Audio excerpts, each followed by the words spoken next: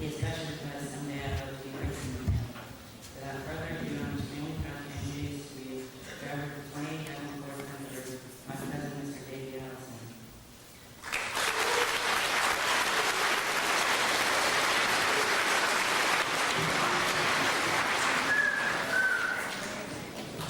How's everybody doing? Fine. Get ready for Christmas holidays? Well, that didn't sound too enthusiastic. Are we getting ready for Christmas holidays? That's better. I'm ready to do it. I need a vacation. Been on the road for about 280 days already this year, so we traveled quite a bit. Thank y'all for who I am. There are a few things about me that you don't know. I was born in Miami, Florida, and moved to Alabama when I was 2 years old. Thanks to my mom and dad leaving South Florida and coming up here because I really enjoyed living in Alabama and growing up here. And I think that we've got an advantage here in Alabama that we get to grow up with a lot better family atmosphere than some of the other places that I get to see in this country. I wish that we could rub off some of the good parts of Alabama and some of the other parts of this country. But, when I was growing up, I lived in a little town called Hugatown. I still live there now, but we didn't have the pressures on us back then that a lot of kids have today.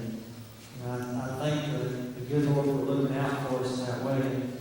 Had a lot of good people to follow, a lot of people that set great examples for me, namely my father, my mother, and my grandparents, but some other guys as well. I got to meet a lot of people in the industry that my dad worked in, which is Winston Cup Racing, that would give people a follow, guys like Richard Betty and David Pearson. They set great examples for kids. They always took time out to talk to people, and I think that was very important. One thing that when I was growing up that we were kind of afraid of is were police officers. Everybody saw the police officers and they thought, oh Lord, I'm in trouble. There were a couple of guys on the local force in Hugatown that came along and talked to us every once in a while to help change that image.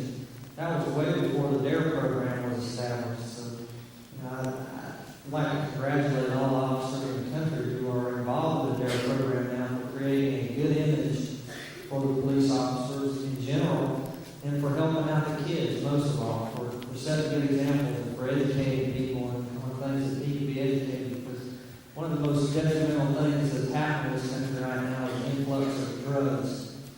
And, I see it take its toll on a lot of people. I've seen it up close take its toll on some of my close personal friends. And, it's a sad thing.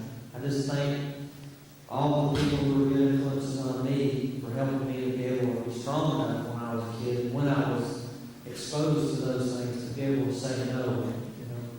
Certainly wouldn't be where I am today if I ever got involved in drugs. I think anybody that tells me out there that drugs can help you be better in sports or better at anything, that's one tremendously big lie. All it does is break you down.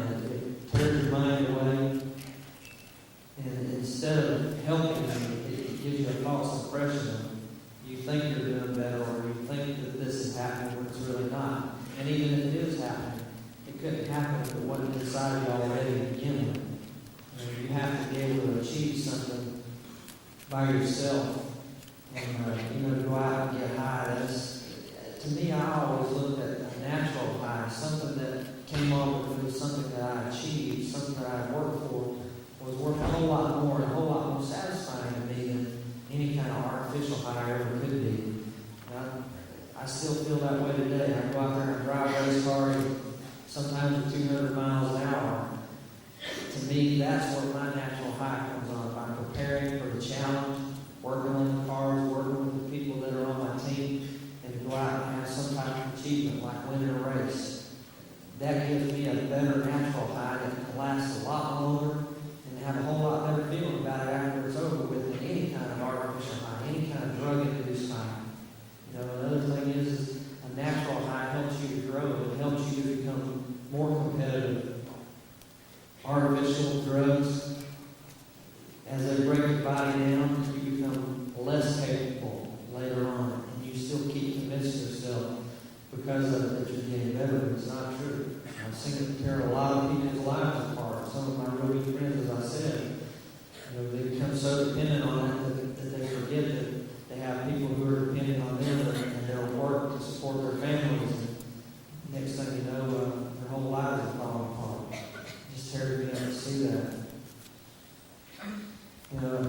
said earlier, kids when I was growing up, they weren't under the strain, under the pressure that all y'all are under. Their television programs, older kids that keep reinforcing and putting that peer pressure on you that, here, try this, it's good for you. Try this, it's good for you. You'll like this. I look at that a lot different. I know it's not good for me to start with. And I know that it's not good for y'all. What I'd like to see is for y'all to reverse that peer pressure. The groups that are largest are naturally going to carry the most impression on the people that are around you. When somebody walks up to you or is sitting down near you and says, here, try this. You look at them and tell them, no, don't want it, don't need it. Going to be better off without it. You would too. Reverse that peer pressure. Put the pressure back on them. You can be a good influence on somebody else out there, and you can help change somebody's life. And to me, that's real important. If I can be a good influence on somebody, there's no amount of races that I can win, and no amount of money that I can earn that could replace getting a good impression on one person. So if you can do that, that's a tremendous achievement. The other thing, referring to drinking and drugs, if that was involved in our industry, driving a race car, something that alters your line of thinking and prohibits or inhibits your reflexes or your instincts. I mean, I could see myself out there at 200 miles an hour around somebody that I thought had been using drugs or drinking. I'd be scared to death to be anywhere near that person. Because I know that if anything goes wrong, their reflexes are going to be so far behind that there's no way they can avoid being involved in an accident. And I don't want to be involved in it with them. And I certainly don't want to be carrying the responsibility of what might happen should I do that. Drinking and driving, the thing that worries me the most about that, if I were to be drinking and driving, is not that I might hurt myself, but the people who are around me, the innocent people, the people that didn't have any part of it, that could be seriously injured. That's more weight than I can carry on my shoulders ever. I couldn't deal with that, so I leave it alone. I'm glad to be able to say that in the past there were times that I did mess around with drinking. I'm a normal kid. I grew up a normal kid. There were things that I was exposed to, but I learned that it wasn't any good for me, so now I leave it alone. That's the part that I'm glad to say that now I don't mess with it. I leave it alone. There are a lot of things that I'd like to be able to talk to you about. I'm standing up there right now looking at y'all and thinking, how can I put myself in y'all's place today? And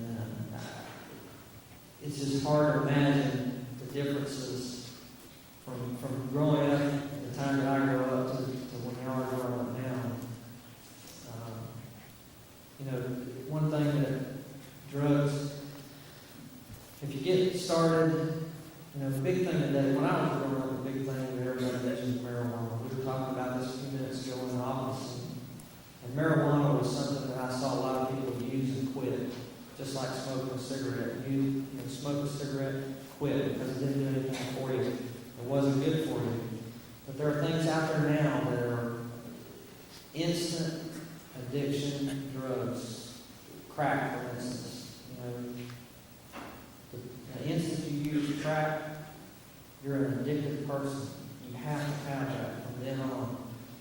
And you'll do anything to get it. Well, to me, because I don't use it, I can look at that a little bit rationally, and I can see where that would break down my self-esteem. That if I had to depend on something and had to do whatever I could to get that